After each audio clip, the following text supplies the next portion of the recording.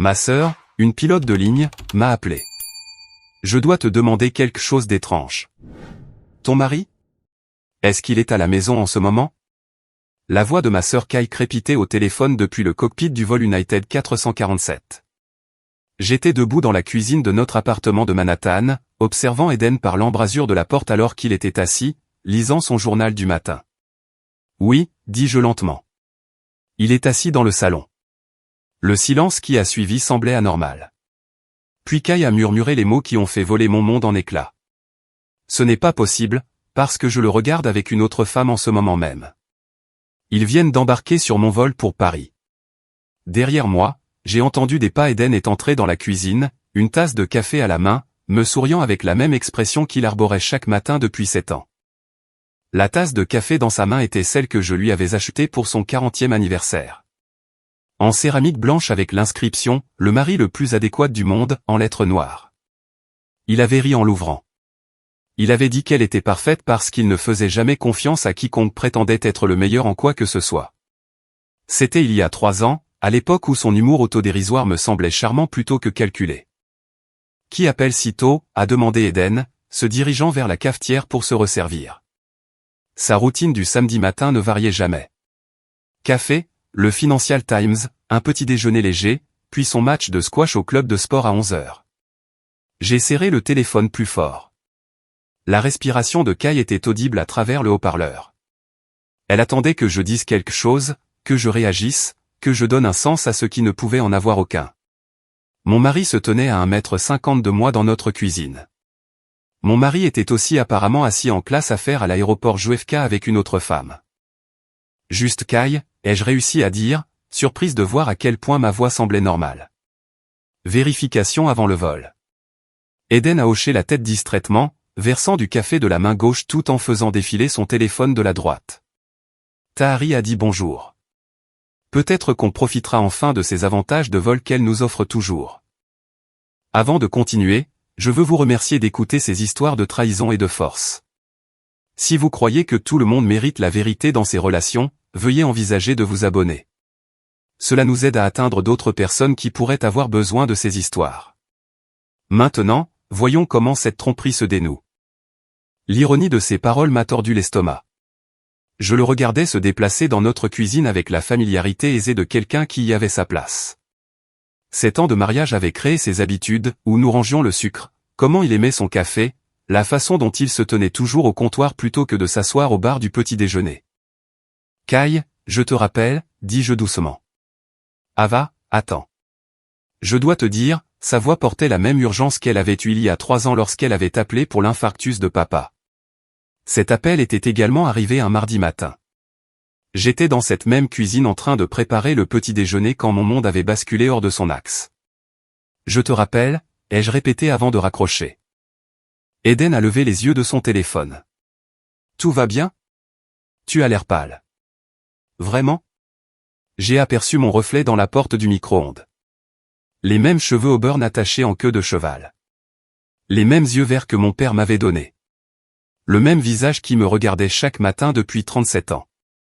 Mais les mots de Kai avaient changé quelque chose de fondamental. La cuisine semblait différente maintenant. Comme quand on remarque qu'un cadre est de travers depuis des mois. Juste fatigué, dis-je en attrapant ma propre tasse de café. Mes mains étaient stables. 20 ans de travail en tant que comptable judiciaire m'avaient appris à garder mon sang-froid en découvrant que rien n'était ce qu'il semblait être. Des directeurs généraux s'étaient assis en face de moi, mentant effrontément sur des millions manquants, pendant que je hochais la tête, prenais des notes et rassemblais des preuves. Tu devrais retourner te coucher, a suggéré Eden, son accent britannique enrobant les mots d'une chaleur familière.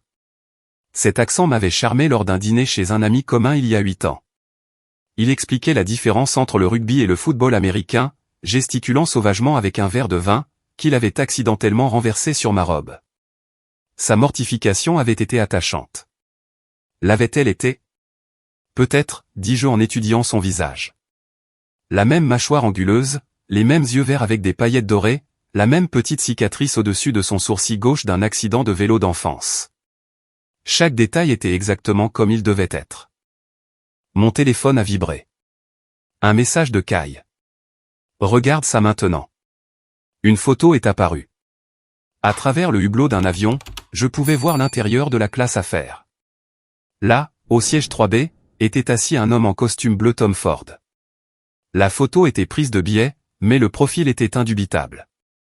La façon dont il tenait sa tête, la courbe de sa mâchoire, la manière particulière dont il gesticulait en parlant. Eden, mon Eden. Il parlait avec animation à une femme blonde qui semblait avoir environ 25 ans, sa main reposant sur son avant-bras avec une intimité désinvolte. J'ai levé les yeux vers l'Eden dans notre cuisine, pull en cachemire gris, lunettes de lecture remontées dans ses cheveux, la même alliance à sa main gauche que nous avions choisie ensemble chez un petit bijoutier de Soho. En fait, dis-je, ma voix étonnamment stable, je crois que je vais faire des crêpes. Des crêpes? Il a haussé un sourcil. Un mardi? Quelle est l'occasion? L'occasion était que ma sœur regardait mon mari dans un avion pendant que mon mari se tenait dans notre cuisine. Et l'une de ces réalités devait être fausse. Mais je ne pouvais pas le dire. Pas encore. Pas avant d'avoir compris ce qui se passait. Une femme ne peut pas faire des crêpes pour son mari sans avoir besoin d'une raison. Il a souri. Ce demi-sourire particulier qui, autrefois, faisait battre mon cœur plus vite. Bien sûr, mais tu sais que j'ai squash à 11 heures. Largement le temps, dis-je en sortant les ingrédients du garde-manger. Farine, œufs, lait. Des choses simples qui avaient un sens.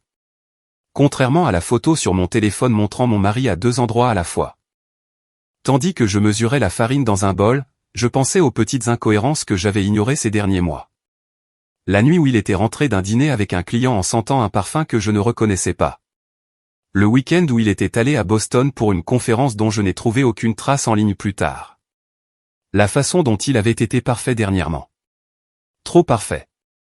Pas d'anniversaires oubliés, pas de chaussettes laissées sur le sol de la chambre, pas d'habitudes irritantes qui m'avaient autrefois rendu folle mais qui semblaient maintenant étrangement absentes.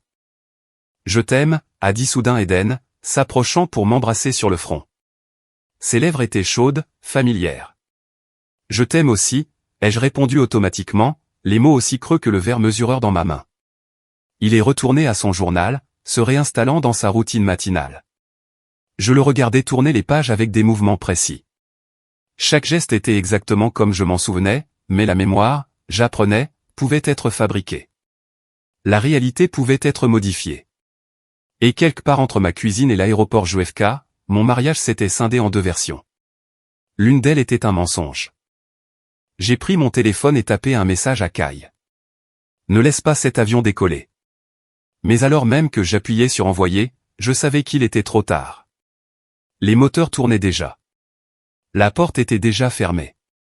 Et quel que soit le jeu qui se jouait dans ma vie, il avait déjà commencé. Le bruit de la porte de l'appartement se fermant a résonné dans le couloir alors qu'Eden partait pour son match de squash. Je me tenais à la fenêtre, le regardant sortir de notre immeuble, son sac de sport en bandoulière, sa démarche assurée inchangée après toutes ces années. Il a tourné à gauche vers le club de sport, comme il le faisait chaque mardi et samedi. Normal, prévisible, sauf que plus rien ne semblait normal. Dès qu'il a disparu au coin de la rue, je me suis dirigé avec détermination vers son bureau à la maison. Le bureau en acajou que nous avions acheté dans une vente de succession dans les Hamptons se trouvait sous ses diplômes de Cambridge et de la Harvard Business School. Tout était méticuleusement organisé comme toujours, mais l'organisation, avais-je appris au fil des années de comptabilité judiciaire, masquait souvent les tromperies les plus élaborées. J'ai ouvert mon ordinateur portable et me suis connecté à nos comptes joints. Mes doigts se déplaçaient sur le clavier avec la même précision que j'utilisais pour traquer les fonds détournés pour des entreprises du Fortune 5 Cents. Les relevés de cartes de crédit se sont chargés lentement, chaque mois révélant un schéma qui me serrait la poitrine. Le voilà, un débit au mandarin oriental de Tokyo du 15 au 18 mars. Je me souviens très bien de ce week-end. Eden était censé être allé dans le Connecticut pour aider sa mère à réorganiser son garage après la mort de son père. J'avais proposé de l'accompagner, mais il avait insisté pour que je reste à la maison me reposer après un audit particulièrement éprouvant. La facture de l'hôtel était pour 2 personnes, service en chambre pour 2, soins au spa pour 2. Mes mains tremblaient légèrement tandis que je faisais défiler plus bas. Le Four Seasons. Un week-end où il avait prétendu être à des dîners de clients dans le centre-ville. J'étais à la maison avec une intoxication alimentaire, trop malade pour me demander pourquoi ces réunions de clients nécessitaient des nuitées dans des hôtels à 40 minutes de notre appartement. J'ai ensuite consulté sa carte de crédit professionnelle. Plus d'hôtels, plus de restaurants dont je ne l'avais jamais entendu parler, des achats de bijoux chez Cartier qui ne s'étaient jamais matérialisés en cadeau pour moi. Mon cerveau méthodique, entraîné à repérer les irrégularités financières, cataloguait chaque anomalie tandis que mon cœur essayait de les rationaliser. Peut-être que c'était des cadeaux pour des clients. Peut-être que les hôtels étaient pour des cadres en visite. Peut-être qu'il y avait une explication qui n'impliquait pas que mon mari menait une vie entièrement séparée. Mon téléphone a sonné. Le nom de Sophia Chen est apparu sur l'écran. Je suis à 15 minutes, dit-elle sans préambule. Et Ava, tu dois te préparer. Ce que j'ai trouvé, c'est considérable. Sophia et moi avions été colocataires à l'université de New York, toutes deux étudiant la comptabilité avant que nos chemins ne divergent. Le mien vers l'enquête judiciaire, le sien vers ce qu'elle appelait de manière énigmatique, l'intelligence privée. Son divorce avec Richard, le trader de Wall Street qui couchait avec son assistante de 23 ans, l'avait transformée d'analyste d'entreprise en une spécialiste de ce qu'elle appelait la « reconnaissance conjugale ». En l'attendant, j'ai poursuivi mon enquête. Nos comptes d'investissement conjoints montraient une activité régulière. Mais en creusant plus profondément, j'ai trouvé des retraits que je ne reconnaissais pas. De petites sommes au début, 5 000 ici, 10 000 là, toujours juste en dessous du seuil qui déclencherait des alertes automatiques. Le genre de siphonnage systématique que j'avais vu dans d'innombrables cas de fraude, sauf que cette fois, cela se passait sur mes propres comptes. La sonnette a retenti. Sophia se tenait là dans sa tenue habituelle entièrement noire, une tablette serrée contre sa poitrine, son expression grave. Elle avait arboré ce même regard lorsqu'elle avait découvert l'infidélité de Richard. Quand elle avait dû me parler des dettes de jeu secrètes de mon père après sa mort, quand la vie exigeait une honnêteté brutale entre amis. « Montre-moi », dis-je en la conduisant à la table de la salle à manger. Elle a ouvert sa tablette, ses doigts volant sur l'écran avec une efficacité exercée. La femme avec qui ta sœur l'a vue est Madison Val. 26 ans, représentante pharmaceutique pour Silex Industries. Une photo est apparue. Blonde, d'une beauté conventionnelle, de cette manière soignée qui suggérait un entretien coûteux. Elle travaille sur le territoire de Manhattan depuis 2 ans. Ses réseaux sociaux sont principalement privés, mais j'ai réussi à accéder à quelques photos où elle est identifiée. Les images qui ont suivi m'ont fait tomber l'estomac. Madison et Eden dans un restaurant que je ne reconnaissais pas, Madison et Eden dans ce qui ressemblait à un bar d'hôtel à Miami. Madison et Eden à un gala de charité. La même nuit où j'étais à Boston pour une conférence. Depuis combien de temps? Ma voix semblait lointaine, comme si quelqu'un d'autre posait la question. D'après l'empreinte numérique, au moins 3 mois. Mais Ava, ce n'est pas le plus étrange. Sophia a affiché un autre écran. J'ai accédé aux enregistrements de sécurité de ton immeuble grâce à un contact. Regarde ça. La vidéo montrait le hall de notre immeuble mardi dernier. On y voyait Eden entrer à 18h47, une mallette à la main. L'horodatage correspondait à son heure d'arrivée du travail. Tout semblait normal jusqu'à ce que Sophia zoome. Regarde son ombre, dit-elle. L'ombre tombait sous un mauvais angle. Elle vacillait légèrement lorsqu'il passait sous le lustre. Des détails qui seraient invisibles à une observation occasionnelle, mais flagrants pour quelqu'un qui cherche la tromperie. C'est de la technologie de deepfake, a expliqué Sophia. Quelqu'un a inséré de fausses images dans le système de sécurité de ton immeuble. Ce n'est pas un travail d'amateur. On parle d'un logiciel sophistiqué qui coûte des centaines de milliers de dollars à mettre en œuvre correctement. Je fixais l'écran, mon esprit luttant pour comprendre ce que cela signifiait. Pourquoi quelqu'un irait-il jusqu'à de tels extrêmes? C'est ce que nous devons découvrir. Mais il y a plus. Elle a ouvert un autre dossier. J'ai parlé discrètement à quelques-uns de tes voisins. Madame Patterson du Vinci a mentionné quelque chose d'intéressant. Madame Patterson, 78 ans, vivait seule avec ses 2 chats persans, passait la plupart de son temps à observer le couloir à travers son Judas, le système de sécurité non officiel de l'immeuble. Elle a dit qu'elle a vu Eden partir avec des valises il y a 3 mois. Le week-end où tu étais à cette conférence à Boston. Elle s'en souvenait précisément parce qu'il l'avait aidé avec ses courses en sortant. Il a dit qu'il partait pour un certain temps. Je me suis souvenu de ce week-end. La conférence était obligatoire. 2 jours de présentation abrutissante sur les nouvelles réglementations de la SEC. J'étais rentré le dimanche soir pour trouver Eden en train de préparer le dîner. Poulet au romarin, mon plat préféré. Il avait dit qu'il avait passé le week-end à organiser son bureau à la maison et à rattraper son sommeil. Le bureau avait l'air exactement pareil. Mais je suis rentré et il était là, dis-je, les mots semblant épais dans ma gorge. L'était-il? Ou était-ce quelqu'un qui lui ressemblait exactement? La pièce a légèrement basculé. Je me suis agrippé au bord de la table, mon cerveau de comptable essayant de créer des colonnes logiques là où il n'y en avait pas. C'est insensé. Les gens ne se font pas simplement remplacer. Non, a convenu Sophia, sa voix douce mais ferme. Ils ne le font pas. Passant des ressources et une planification importante. Ava, est-ce qu'Eden a travaillé sur quelque chose de sensible récemment? Des contrats ou des projets qui pourraient faire de lui une cible? J'ai pensé à son travail récent, fusion, acquisition, les activités habituelles de banque d'investissement. Rien qui ne semblait valoir ce niveau de tromperie élaboré, à moins qu'il y ait quelque chose dont il ne m'avait pas parlé. Un autre secret à ajouter à la pile grandissante. J'ai besoin de voir plus d'enregistrements, dis-je, ma voix plus stable maintenant.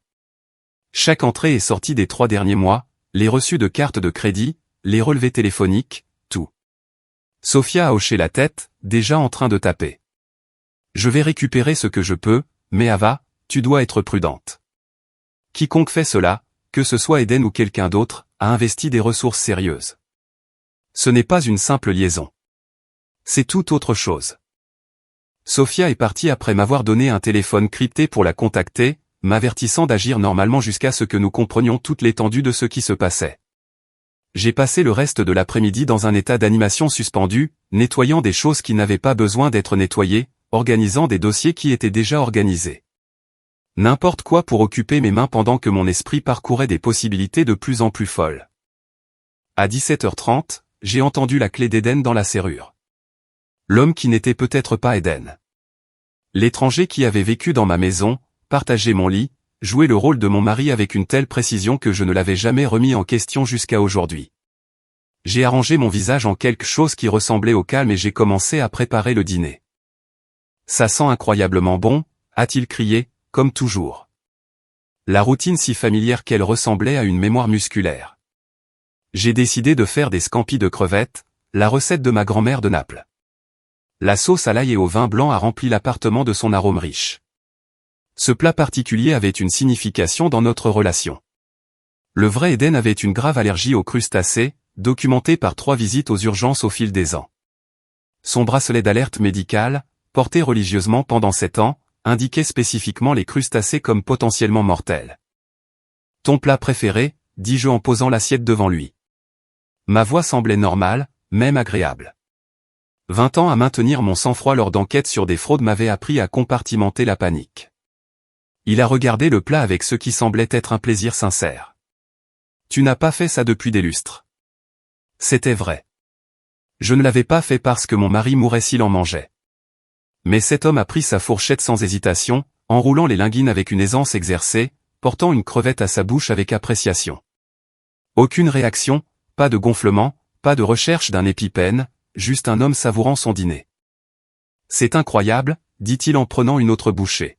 « Ta grand-mère serait fière. » Ma grand-mère était morte depuis 15 ans, mais elle aurait été horrifiée de me voir servir des crustacés à quelqu'un que je testais comme un spécimen de laboratoire. Je l'ai regardé manger, cataloguant chaque geste, chaque expression, cherchant les coutures de sa performance.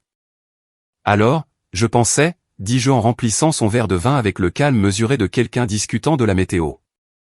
On devrait rendre visite à ta mère ce week-end. Le vrai Eden aurait immédiatement fabriqué une excuse. Sa relation avec sa mère était au mieux compliquée, au pire toxique. Elle ne m'avait jamais approuvé, ne lui avait jamais pardonné de s'être mariée en dehors de leur cercle social. Nos visites dans le Connecticut étaient soigneusement rationnées, nécessitant généralement des semaines de négociations. Ça a l'air merveilleux, a-t-il répondu sans sourciller. Elle sera ravie de nous voir. Ravie. Sa mère n'avait jamais été ravie de quoi que ce soit me concernant. J'ai senti mon téléphone enregistré depuis sa position derrière la corbeille de fruits, capturant cette conversation qui servirait plus tard de preuve de quoi? Que mon mari avait été remplacé par quelqu'un qui aimait réellement sa mère. On pourrait rester tout le week-end, ai-je continué, poussant plus fort. L'aider avec ce projet de jardin dont elle a parlé. Parfait.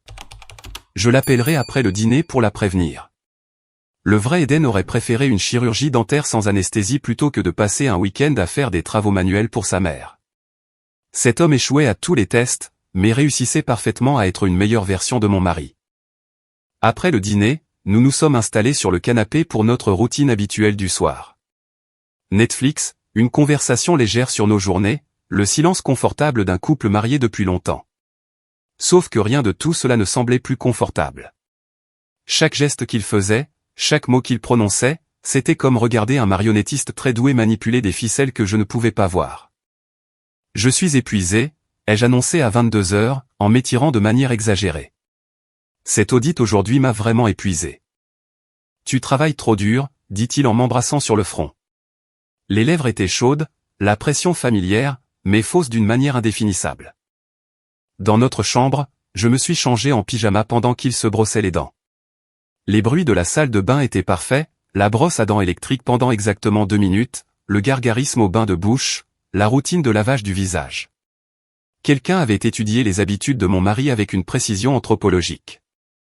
Quand il est monté dans le lit à côté de moi, je me suis forcé à rester immobile. Il s'est tourné sur le côté, me tournant le dos, sa respiration devenant régulière en quelques minutes. Le vrai Eden était un insomniaque chronique qui lisait généralement bien après minuit. Cet homme s'endormait comme quelqu'un sans souci, sans secret, sans une identité volée pesant sur sa conscience.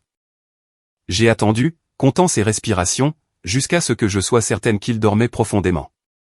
Puis je me suis glissé hors du lit avec les mouvements prudents de quelqu'un qui désamorce une bombe. Sa mallette était à sa place habituelle à côté de la commode, le cuir usé et doux par des années d'utilisation. La mallette du vrai Eden, portée par un imposteur. À l'intérieur, le contenu habituel semblait normal au premier abord, ordinateur portable, divers dossiers, cartes de visite. Mais sous une pile de portefeuilles d'investissement, j'ai trouvé une enveloppe qui n'avait rien à faire là. Mes doigts tremblaient en extrayant son contenu. Une fiche de paie au nom de Marcus Webb, adresse dans le Queens. Une carte de syndicat d'acteurs. Mais le plus accablant, c'étaient les notes manuscrites, des pages et des pages dans une autre écriture, documentant ma vie dans les moindres détails. Ma routine matinale, jusqu'à la tasse de café que je préférais.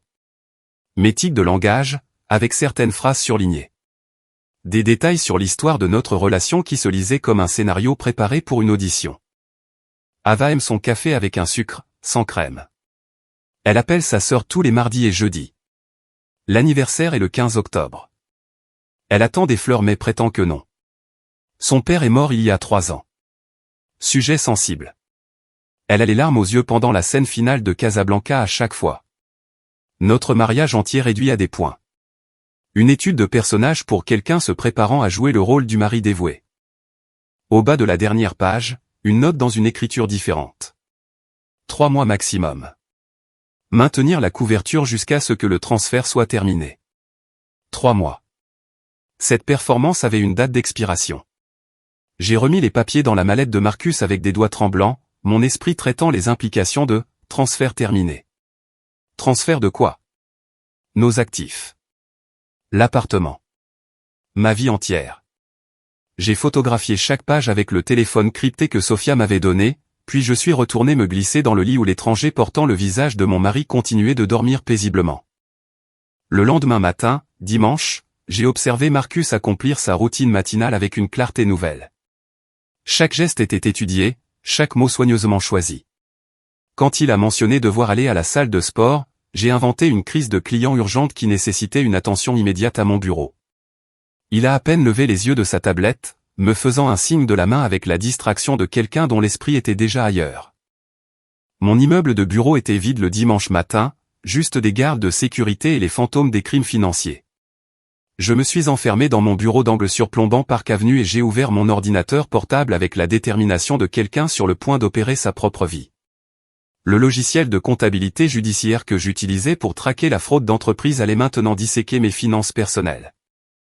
J'ai commencé par notre compte courant joint. Les 3 derniers mois ont révélé un schéma si subtil que je l'aurais manqué sans chercher spécifiquement un vol. Des virements de 9 999 $, juste en dessous du seuil de déclaration fédérale, vers des comptes que je ne reconnaissais pas. Les banques réceptrices se trouvaient aux Caïmans, notoires pour leur loi sur la confidentialité et leur résistance aux enquêtes internationales. Chaque virement avait été autorisé avec les identifiants de mon mari à des moments où Marcus était assis en face de moi à dîner ou dormait à côté de moi dans le lit. Le vrai Eden était ailleurs, vidait systématiquement nos comptes pendant que son sosie engagé me distrayait avec des imitations parfaites de bonheur domestique. J'ai suivi l'argent à travers 3 sociétés écrans, chacune enregistrée dans des juridictions différentes, chacune menant à une autre impasse. LuxCorp International au Caïmans, Meridian Holdings au Panama, Apex Investment à Chypre, des structures d'entreprises conçues pour blanchir de l'argent et cacher des actifs à des gens exactement comme moi. La piste s'est refroidie dans des banques suisses dont les lois sur la confidentialité étaient légendaires.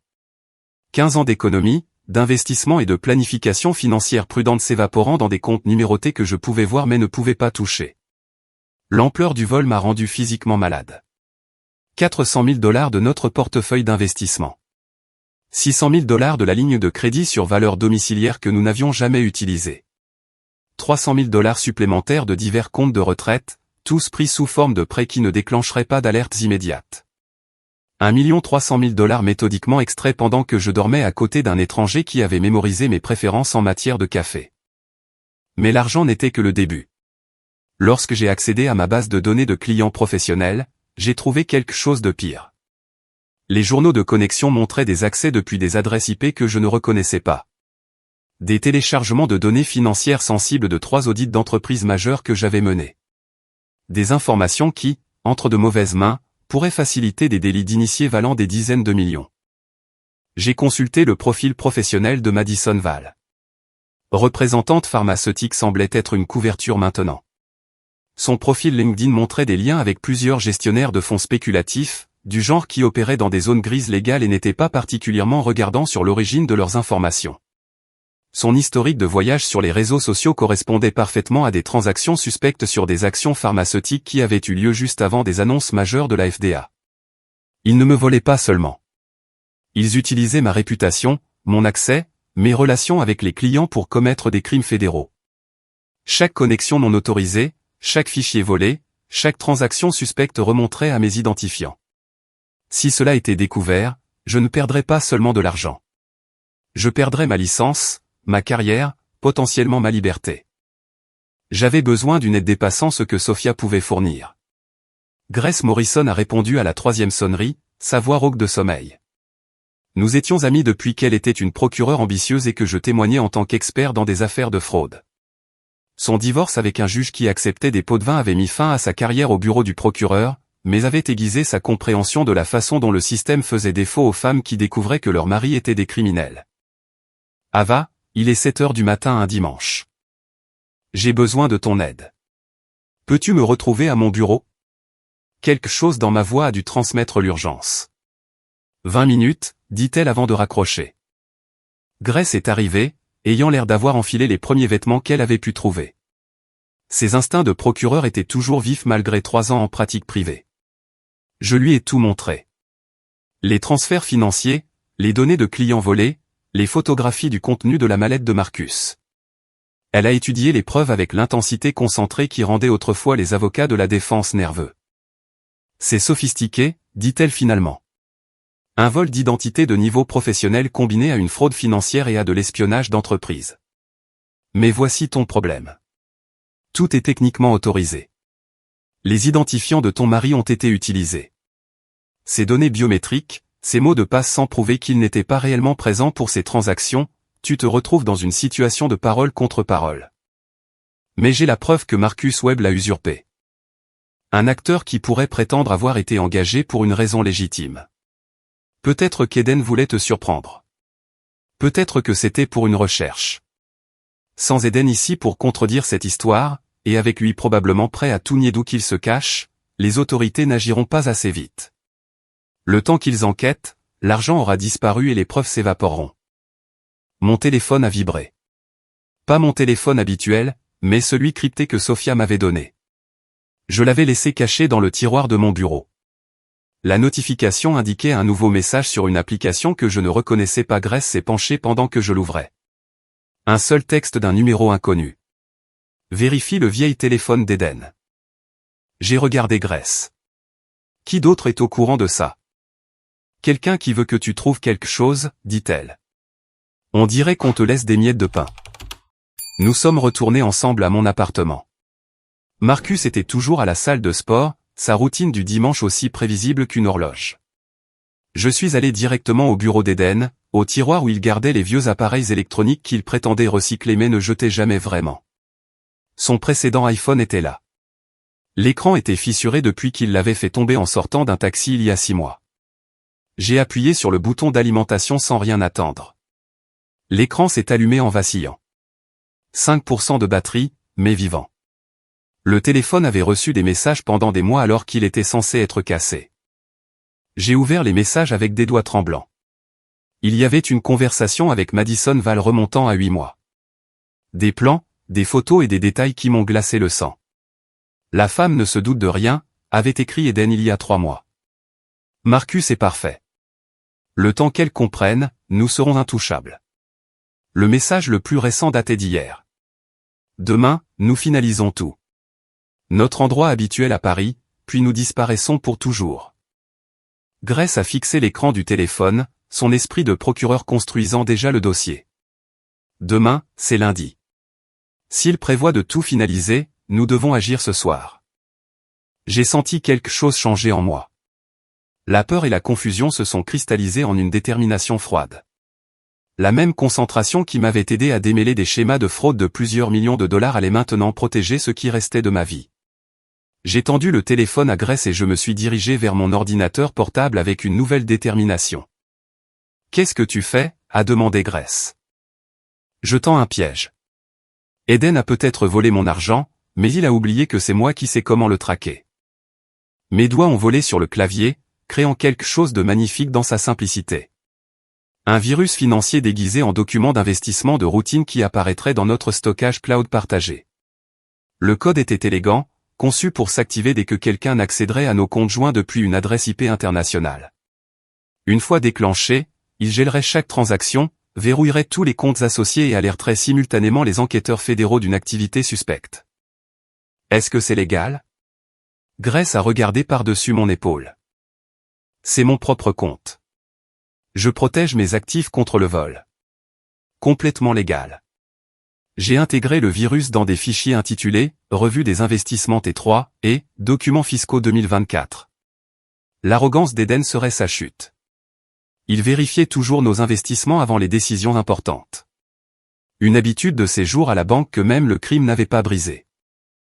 La porte de l'appartement s'est ouverte. Marcus était de retour de la salle de sport, sifflant quelque chose de faux. Grace et moi avons échangé un regard. Elle a compris immédiatement, glissant le téléphone d'Eden dans son sac à main pendant que je fermais mon ordinateur portable. « Tu travailles encore un dimanche. » Marcus est apparu dans l'embrasure de la porte, un sac de sport sur l'épaule, une sueur de performance parfaite sur le front. « Tu devrais vraiment faire une pause. » « Je finis juste, dis-je, ma voix stable. Grace est passé pour discuter d'une affaire sur laquelle nous collaborons. Il a salué Grace d'un signe de tête avec un charme exercé. « Content de vous voir. Restez-vous pour le déjeuner? » En fait, dis-je en me levant. Je pensais qu'on pourrait déjeuner à cet endroit à Astoria. Tu sais, où nous sommes allés après notre lune de miel. Ils avaient ce poulpe grillé incroyable. Le sourire de Marcus n'a jamais faibli, mais j'ai vu une lueur de panique dans ses yeux. Nous n'étions jamais allés à Astoria ensemble. Le vrai Eden et moi avions passé notre lune de miel à Santorin, pas en Grèce comme je l'avais mentionné. Mais Marcus ne le savait pas. Astoria, a-t-il répété, gagnant du temps. La petite taverne où nous avons dansé jusqu'à l'aube. Tu as dit que c'était la nuit la plus romantique de ta vie. Grace a observé notre échange comme un match de tennis, reconnaissant le test que j'administrais. La mâchoire de Marcus s'est crispée de manière presque imperceptible. Bien sûr, a-t-il dit finalement, bien que je pensais qu'il était fermé pour rénovation, une fabrication complète pour couvrir son ignorance. L'endroit que j'avais décrit n'existait pas. J'ai souri chaleureusement, jouant le rôle de l'épouse dévouée tout en documentant une autre fissure dans sa performance. Tu as probablement raison. Commandons juste de la nourriture thaïlandaise à la place. Le soulagement sur ses épaules était visible. Grace s'est excusée, emportant les preuves avec elle. Pendant que Marcus se dirigeait vers la douche, j'ai passé 3 appels téléphoniques qui allaient mettre le feu au plan soigneusement élaboré d'Eden. D'abord, Robert Steinberg, PDG de Steinberg Industries et le plus gros client d'Eden. J'ai gardé un ton conversationnel, préoccupé, mais pas alarmé. Robert, je suis vraiment désolé de vous déranger un dimanche, mais j'ai remarqué une activité inhabituelle dans le portefeuille d'investissement de votre entreprise en examinant des comptes adjacents. Rien de grave, probablement juste une erreur de bureau, mais vous voudrez peut-être que votre équipe y jette un œil. La graine du doute était plantée, arrosée juste assez d'inquiétude pour déclencher un audit interne qui découvrirait des anomalies menant à l'accès non autorisé d'Eden. Deuxième appel, Jennifer Wu chez Phoenix Capital. Même approche, angle différent. Un transfert mystérieux qui ne correspondait pas à leurs schémas habituels. Si étrange, probablement rien, mais ça vaut la peine de vérifier. Troisième, David Martinez chez Meridian Financial.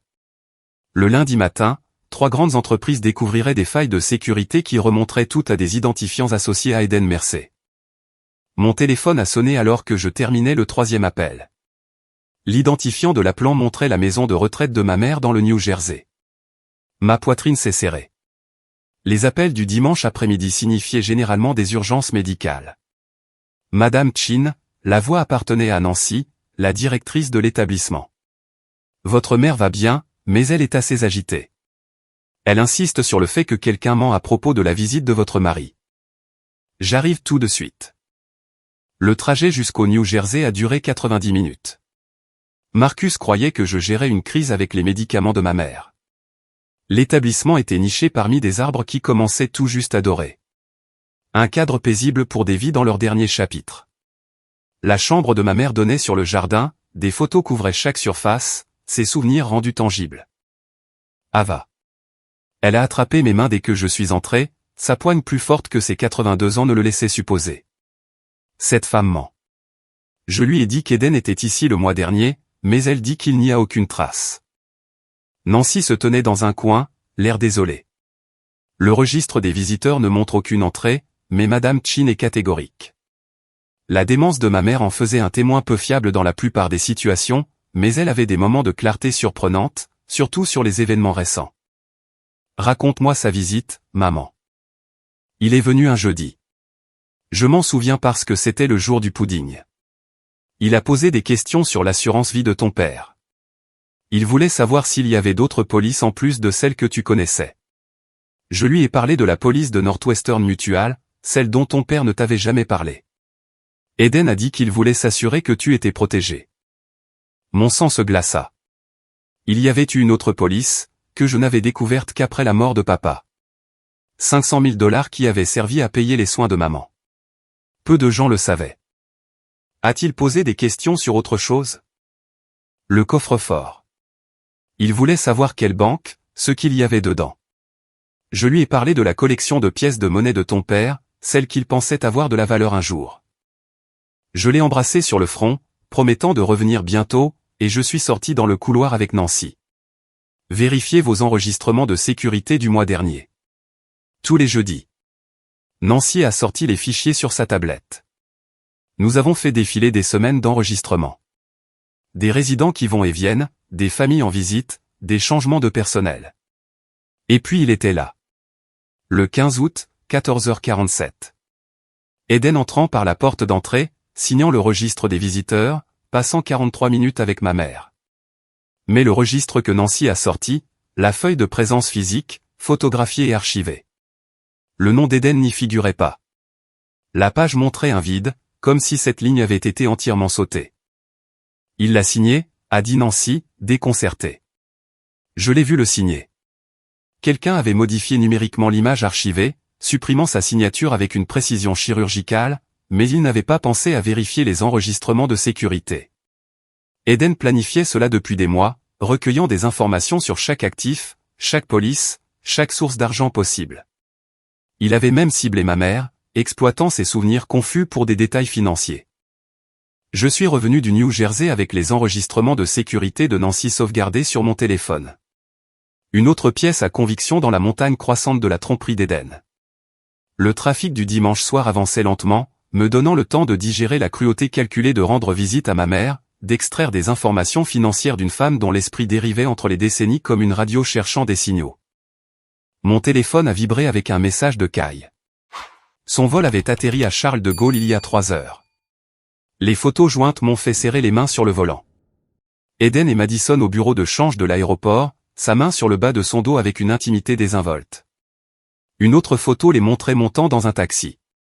La tête de Madison penchée vers son épaule. Tous deux riant de quelque chose sur son téléphone. L'horodatage indiquait 16h47, heure de Paris. La photo suivante m'a coupé le souffle un instant. Il se tenait à la réception de l'hôtel Lancaster sur les Champs-Élysées, un endroit où les chambres commençaient à 800 € la nuit. Madison portait un bracelet en diamant que je reconnaissais. Celui qu'Eden était censé avoir acheté pour le 70e anniversaire de sa mère il y a 6 mois. Le langage corporel entre eux parlait d'un confort habituel, du genre qui se développe sur des années, pas des mois. La façon dont elle ajustait son col, la façon dont il la guidait à travers le hall avec une confiance propriétaire. Ce n'était pas une liaison récente. C'était une relation qui aurait pu précéder tout notre mariage. Je suis arrivé dans le garage de notre immeuble à 20h30 pour trouver Marcus faisant les 100 pas près de l'ascenseur, son téléphone collé à l'oreille. Quand il m'a vu, son visage s'est réarrangé en une expression de préoccupation, mais pas assez vite pour cacher l'éclair d'anxiété en dessous. « Te voilà », dit-il en terminant brusquement son appel. Je commençais à m'inquiéter. « Comment va ta mère ? » Elle va bien, juste confuse à propos de vieux documents financiers.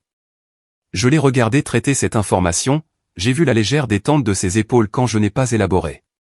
De retour dans notre appartement, j'ai pris une décision qui allait soit tout exposer, soit détruire ma chance d'obtenir justice. Assise en face de Marcus à notre table de salle à manger, j'ai sorti mon téléphone avec une désinvolture délibérée. J'ai réfléchi, dis-je en faisant défiler mon calendrier. Notre anniversaire approche le mois prochain. 8 ans depuis ce dîner où nous nous sommes rencontrés.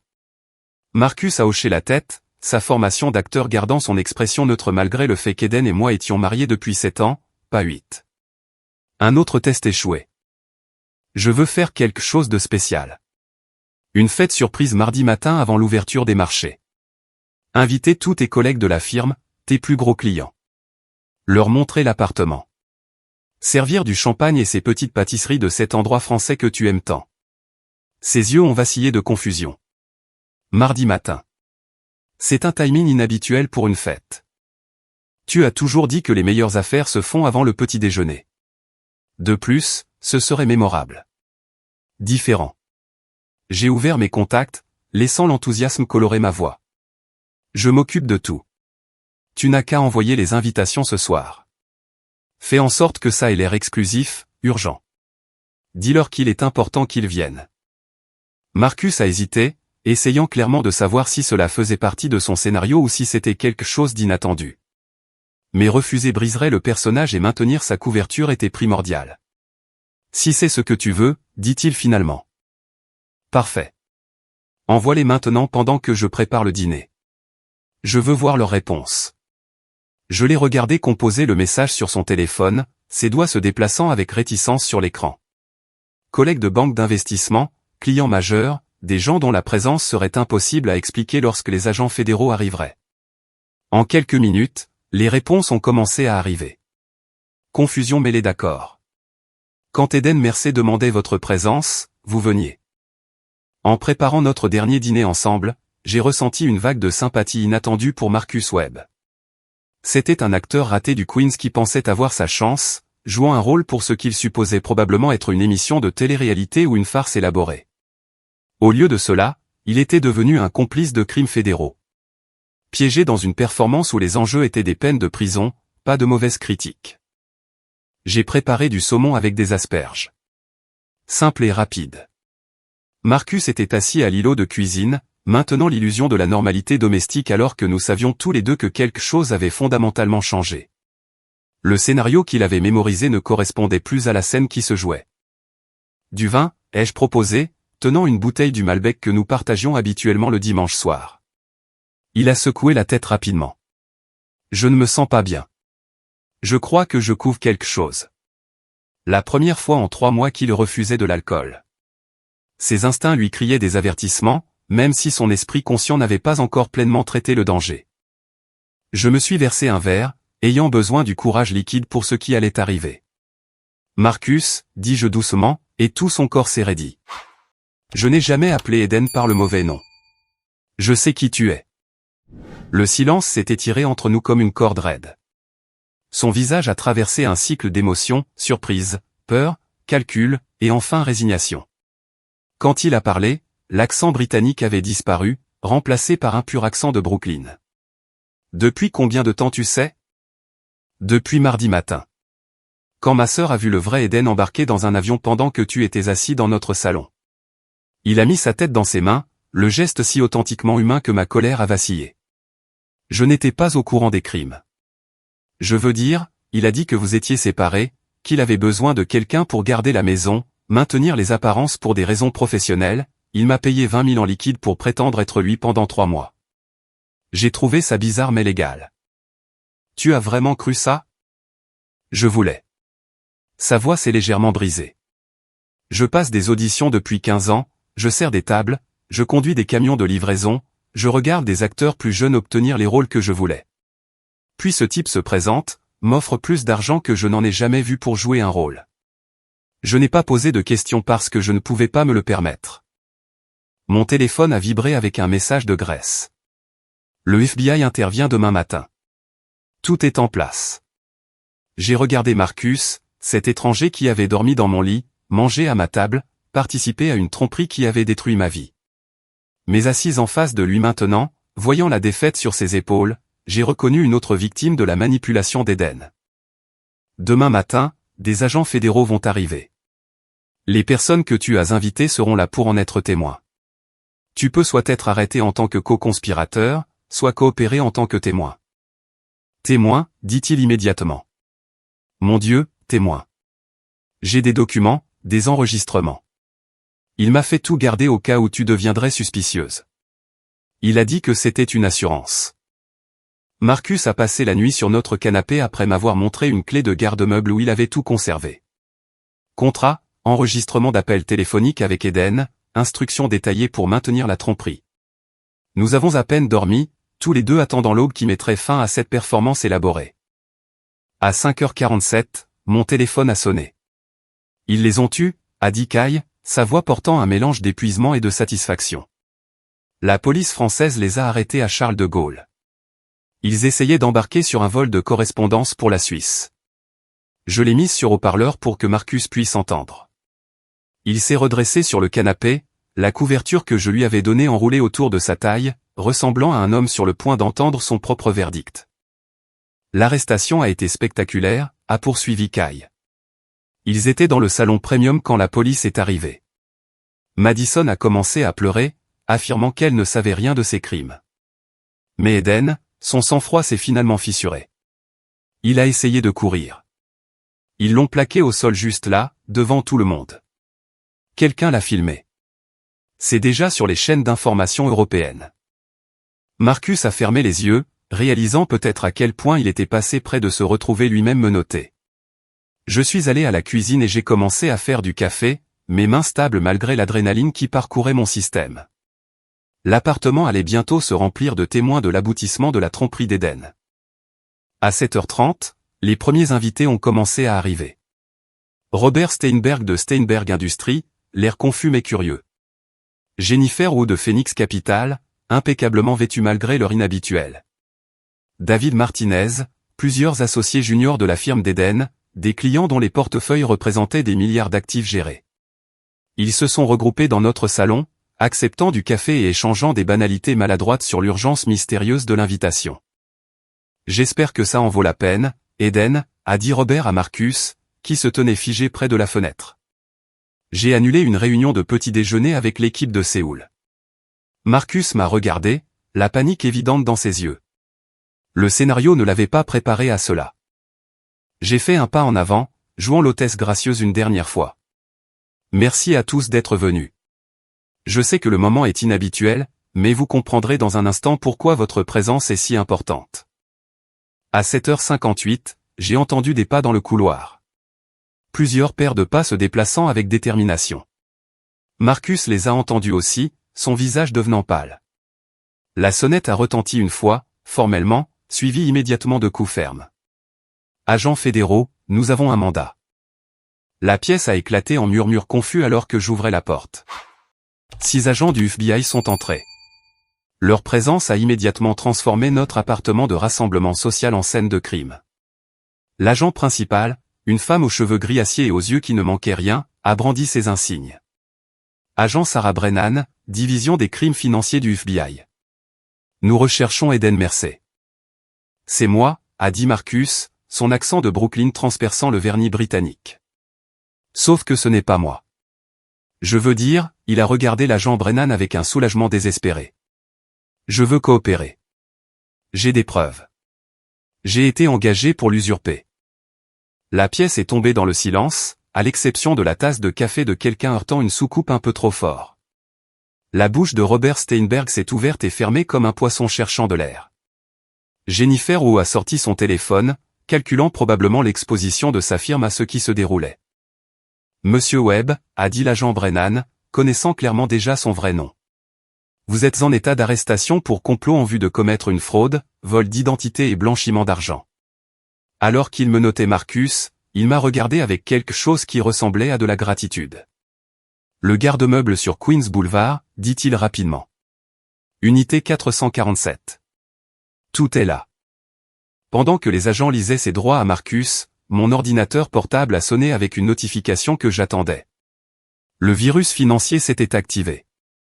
Sur mon écran, j'ai regardé en temps réel des comptes aux Caïmans, en Suisse et à Chypre se geler simultanément. 47 millions de dollars de fonds volés, figés dans l'ambre numérique. Les registres des transactions ont été automatiquement transmis aux procureurs fédéraux, à l'IRS, à la SEC. Toutes les agences qu'Eden pensait avoir évitées avaient maintenant un dossier complet de ces crimes. Madame Mercer, l'agent Brennan s'est approché de moi pendant que son équipe sécurisait Marcus. Nous aurons besoin que vous veniez avec nous pour une déclaration formelle. Bien sûr, mais d'abord, ces gens méritent de savoir pourquoi ils sont ici. J'ai pris mon téléphone, trouvant l'enregistrement de l'appel de Kay de mardi matin. Sa voix a rempli la pièce, claire et professionnelle. Je dois te demander quelque chose d'étrange. Ton mari, est-ce qu'il est à la maison en ce moment? L'enregistrement s'est poursuivi à travers ses premiers moments de découverte. Les cadres réunis ont écouté avec une compréhension croissante, la réalisation se dessinant sur leur visage. Ils n'étaient pas là pour une fête d'anniversaire. Ils étaient témoins du dénouement d'une fraude massive qui aurait pu détruire leurs entreprises. Votre mari, a déclaré l'agent Brennan en s'adressant à la salle pendant que son équipe travaillait, a volé des secrets d'entreprise et facilité des délits d'initiés en utilisant des informations obtenues grâce au travail de comptabilité judiciaire de sa femme. L'homme que vous rencontriez depuis 3 mois était Monsieur Webb, engagé pour maintenir l'illusion pendant que le vrai Eden Mercer tentait de fuir avec des actifs volés. David Martinez s'est effondré sur notre canapé, calculant l'exposition de sa firme. Jennifer Wu était déjà au téléphone avec son équipe juridique, mais Robert Steinberg s'est approché de moi, son expression passant du choc à quelque chose qui ressemblait à de l'admiration. Vous l'avez découvert. Vous avez monté tout ça. J'ai hoché la tête, soudainement épuisé. Il comptait sur le fait que je ne remarquerais rien ou que je ne pourrais pas le prouver si je le faisais. Les irrégularités d'audit que vous avez mentionnées dimanche étaient réelles. Vos systèmes ont été compromis, mais maintenant le FBI a tout ce dont il a besoin pour tracer exactement ce qui a été pris et comment. Le téléphone de l'agent Brennan a vibré. Elle a répondu, écoutez, puis m'a regardé. Les autorités françaises confirment qu'elles détiennent Eden Mercer et Madison Val. Ils seront extradés pour faire face à des accusations ici. L'appartement qui avait été notre maison, notre sanctuaire, était maintenant une scène de crime. Les agents ont tout photographié, recueilli des preuves, traité notre vie commune comme des pièces à conviction dans une affaire fédérale. Les témoins assemblés sont partis progressivement, chacun s'arrêtant pour offrir des condoléances maladroites ou une gratitude confuse. Alors que le dernier agent se préparait à partir, l'agent Brennan m'a tendu une carte. Nous aurons besoin de votre témoignage. Votre travail d'expertise comptable, le virus que vous avez créé pour suivre l'argent, c'est le fondement de notre dossier. Je serai là, dis-je, et je le pensais. L'appartement est tombé dans le silence. Je me tenais dans notre cuisine, entouré des restes de la dernière performance de Marcus, sa tasse de café encore sur le comptoir, la couverture qu'il avait utilisée sur le canapé, les notes qu'il avait cachées dans tout l'appartement pour se souvenir de ses répliques. Des accessoires dans une pièce de théâtre qui avait finalement pris fin. Mon téléphone a vibré avec une alerte d'actualité. Vidéo de Charles de Gaulle, tremblante mais claire. Eden me notait, son sang-froid parfait brisé, conduit à travers l'aéroport tandis que les voyageurs s'arrêtaient pour regarder. Madison à côté de lui, son maquillage de créateur strié de larmes, son rêve parisien se terminant en garde à vue française. J'ai regardé la vidéo une fois de plus avant de fermer mon ordinateur portable. L'arrestation d'Eden se déroulant dans une vidéo d'aéroport granuleuse qui était devenue d'une manière ou d'une autre le clip le plus regardé sur les chaînes d'information financière. L'horodatage dans le coin indiquait, il y a 6 mois, mais j'avais l'impression qu'une vie s'était écoulée depuis ce mardi matin où mon monde s'était scindé en deux. L'appartement était maintenant vide autour de moi. Nos meubles vendus ou donnés, les murs portant des rectangles pâles là où des œuvres d'art étaient autrefois accrochées. Les déménageurs avaient pris les dernières boîtes hier, ne laissant que les échos d'un mariage qui avait été plus une performance qu'un partenariat. Je me tenais aux fenêtres surplombant Manhattan, les clés lourdes dans ma main, attendant le gérant de l'immeuble, qui en prendrait possession dans 20 minutes. La procédure de divorce s'était déroulée avec une rapidité inhabituelle une fois que les procureurs fédéraux avaient présenté leur dossier. L'avocat d'Eden, travaillant depuis un centre de détention français tout en luttant contre l'extradition, avait peu de poids face aux preuves de fraude, de vol d'identité et de complot. La juge, une femme qui avait vu assez de crimes financiers pour reconnaître un comportement prédateur, avait été particulièrement peu sympathique envers un mari qui avait engagé un acteur pour se remplacer tout en liquidant les actifs matrimoniaux. Le règlement m'a laissé plus que ce à quoi je m'attendais. Le produit de la vente de l'appartement, les fonds récupérés des comptes gelés et des dommages et intérêts que la compagnie d'assurance d'Eden a payés plutôt que de faire face à un procès public. L'argent ne pouvait pas racheter 3 mois à dormir à côté d'un étranger ou 7 ans avec un homme capable d'une telle tromperie, mais il pouvait acheter la liberté de reconstruire. Mon téléphone a sonné, affichant un rappel de rendez-vous client. L'ironie ne m'a pas échappé que mon traumatisme était devenu ma spécialité. L'espace de bureau que j'avais loué dans le Flatiron District portait une simple plaque en laiton. Chin Forensic Consulting, spécialiste de la protection des actifs matrimoniaux et de la vérification d'identité. Ce qui avait commencé par des recommandations de bouche à oreille était devenu une liste d'attente de femmes qui soupçonnaient que leur réalité avait été modifiée. Pas plus tard que la semaine dernière, j'avais aidé une chirurgienne de l'Upper East Side à découvrir que son mari de 15 ans utilisait la technologie de deepfake pour apparaître à des conférences médicales alors qu'il dirigeait en réalité un cabinet séparé à Miami. La semaine d'avant, une productrice de Broadway avait appris que son conjoint avait engagé 3 sosies différents pour maintenir des alibis dans plusieurs villes. Chaque cas ressemblait à l'excavation de couches de tromperie avec les mêmes outils qui avaient sauvé ma propre vie. Le gérant de l'immeuble est arrivé, acceptant les clés avec un détachement professionnel. Alors que je descendais en ascenseur pour la dernière fois, mon téléphone a vibré avec un message de Kai. Giovanni S à 7 heures. C'est ma tournée. Giovanni S n'avait pas changé en 40 ans. Servant toujours les mêmes recettes de sauce rouge que notre grand-mère avait déclaré être la seule nourriture italienne acceptable en dehors de Naples. Les banquettes en vinyle restaient rapiécées avec du ruban adhésif. Les nappes à carreaux portaient des décennies de taches de vin et le fils du propriétaire ne pouvait toujours pas prononcer « bruschetta » correctement bien qu'il soit un Italo-américain de 3e génération. Kai attendait à notre table d'angle habituelle. Une bouteille de Chianti déjà ouverte. Elle s'est levée quand elle m'a vu, me prenant dans ses bras dans une étreinte qui a duré plus longtemps que nécessaire. Nous nous étions rapprochés à travers cette épreuve. Le traumatisme partagé créant un lien qui allait au-delà de la sororité. « Tu l'as fait », dit-elle en versant du vin dans des verres qui semblaient avoir survécu aux 2 guerres mondiales. L'appartement est vraiment parti. J'ai rendu les clés il y a 20 minutes. J'ai pris une gorgée. Le vin bon marché avait le goût des dîners du dimanche de l'enfance. C'est étrange. 7 ans effacés en un après-midi. Pas effacés, transformés. Kai a levé son verre. À la femme qui a découvert que son mari était à 2 endroits à la fois et a fait tomber un réseau de fraude internationale. À la pilote qui a passé l'appel qui m'a sauvé la vie, ai-je rétorqué. Nous avons bu, le rituel étant plus important que le vin. Kai avait porté la culpabilité de ce matin pendant des mois. Convaincu qu'elle avait détruit mon mariage avec un seul appel téléphonique. J'avais essayé de lui expliquer qu'elle avait révélé la destruction, pas l'avait causée. Mais la culpabilité du survivant ne répond pas bien à la logique. J'ai quelque chose pour toi, dit-elle en sortant une enveloppe de son sac. C'est arrivé à mon immeuble hier, adressé à toi, à mon attention. L'adresse de l'expéditeur indiquait Dayton, Ohio. L'écriture de Marcus Webb, soignée et précise. Je l'ai ouverte lentement, ne sachant pas si je voulais avoir des nouvelles de l'homme qui avait vécu ma vie pendant 3 mois. Cher Ava, commençait la lettre. Je voulais vous contacter maintenant que les procédures judiciaires sont terminées. D'abord, merci de ne pas avoir porté de charges supplémentaires. Le FBI en avait assez sans votre témoignage pour me donner une probation et des travaux d'intérêt général au lieu de la prison. J'enseigne des cours de théâtre dans un collège communautaire ici. J'utilise enfin mes compétences pour quelque chose d'honnête.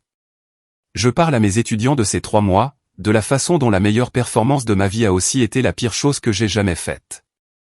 Certains rôles, je leur dis, ne valent pas la peine d'être joués, peu importe combien ils paient. Je pense à vous parfois, me demandant comment quelqu'un se remet de ce qu'Eden a fait. Puis je lis des articles sur votre nouvelle firme, sur les femmes que vous aidez, et je comprends que vous avez transformé le poison en remède. C'est une sorte de force dont je ne connaissais pas l'existence. Le garde-meuble contenait un article que je n'ai pas donné au FBI. Une photo de votre mariage qui était dans le dossier d'instruction d'Eden. Vous aviez l'air vraiment heureuse. Je suis désolé d'avoir contribué à vous enlever cela. J'espère qu'un jour vous trouverez quelque chose de réel pour remplacer ce qui a été volé. Avec un regret sincère et une admiration véritable, Marcus Webb. Plié à l'intérieur de la lettre se trouvait la photographie, Eden et moi coupant notre gâteau de mariage. Tous les deux riant de quelque chose hors champ. J'ai étudié mon moi plus jeune, essayant de me souvenir de ce qui avait été assez drôle pour provoquer une joie si sincère. Le souvenir ne voulait pas revenir. Il semble vraiment désolé, a observé Kai, lisant par-dessus mon épaule. Il était aussi une victime, à sa manière. Eden a détruit plusieurs vies en courant après de l'argent qui est maintenant gelé par les autorités fédérales. J'ai rangé la photo dans l'enveloppe. Marcus a juste eu le malheur d'être assez désespéré pour accepter le rôle. Nous avons commandé notre plat habituel, pasta arrabbiata pour moi, linguine vongole pour Kai, avec assez de pain à l'ail pour inquiéter un cardiologue. Les saveurs familières avaient le goût de la maison, de la continuité dans une vie qui avait été complètement réinventée. Et maintenant, a demandé Kai, enroulant des pâtes avec une aisance exercée. Rebecca Harrison demain. PDG d'une start-up technologique. Elle pense que son mari utilise peut-être l'IA pour simuler des voyages d'affaires. Puis jeudi, l'affaire Whitman. Je parlais de toi, pas de ton travail. J'ai réfléchi à la question, la laissant s'installer entre nous comme un autre convive. Il y a 6 mois, je pensais que mon avenir était tracé dans une prévisibilité confortable. Maintenant, à 37 ans, j'étais célibataire, réussissant dans un domaine que j'avais inventé, et complètement incertaine de tout, sauf de mon prochain rendez-vous client. Je ne sais pas, ai-je admis, me surprenant par mon honnêteté. Et c'est étrangement libérateur. Si cette histoire de vengeance calculée vous a captivé jusqu'à la toute fin, cliquez sur le bouton « J'aime » dès maintenant. Ma partie préférée a été quand Ava a servi à Eden ses scampis de crevettes préférées, sachant qu'il était mortellement allergique et regardant l'imposteur les manger sans la moindre réaction. Quel a été votre moment le plus renversant? Dites-le dans les commentaires ci-dessous. Ne manquez pas d'autres histoires captivantes de trahison et de justice. Abonnez-vous et activez la cloche de notification pour ne jamais manquer une mise en ligne.